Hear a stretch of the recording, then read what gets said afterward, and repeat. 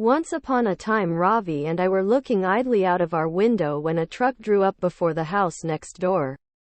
Someone is moving in, I gasped. What do we do? We stared at each other.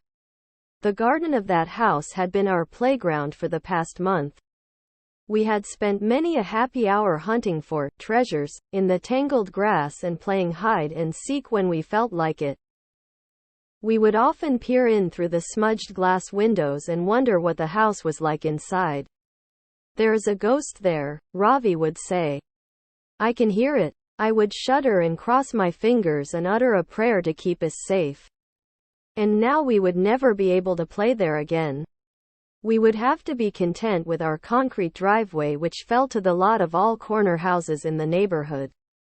It had been raining since morning and we were confined to the house. Watch them slip and slide all over the place, Ravi smirked. There is wet mud there and their boxes will be a mess. I nodded with a certain grim satisfaction and peered at the figures alighting from the truck. Then I stiffened and clutched Ravi's shoulder. That is Mr. Shankar, I cried. He is moving in next door. Oh, Ravi. My twin stared unbelieving at the tall, thin, bespectacled person who was ordering the packers around. Yes, it is, he said slowly. My God. We stared, stupefied, at our mathematics teacher, the terror of our school, whose single word or glance was enough to send us scurrying for cover. He is right next door, I repeated. Help! What do we do? We appealed to our parents. They were most unsympathetic.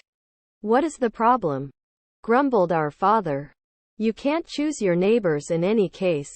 You can ask him for help whenever you want, said our mother brightly. You are always struggling with your maths. Now your problem is solved. Ravi and I looked at each other and sighed.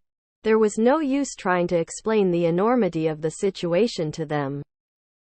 We found a more receptive audience in our friends. What a disaster, cried Madhuri. You poor things. You will be at the same bus stop, added Pratap with gloomy relish. He will complain to your parents when you do badly. This aspect of the situation had not struck us earlier. We were in the doldrums for most of the day. We tried hard to concentrate in the mathematics class, but the sight of Mr. Shankar's looming figure drove all thoughts of algebra out of our heads. It was when we alighted from the bus together that he looked mildly surprised. Do you live here? He barked. Yes, sir. We are your next-door neighbors, sir, I ventured, quaking as I always did when he looked at me. I see, he said and strode rapidly away. The end.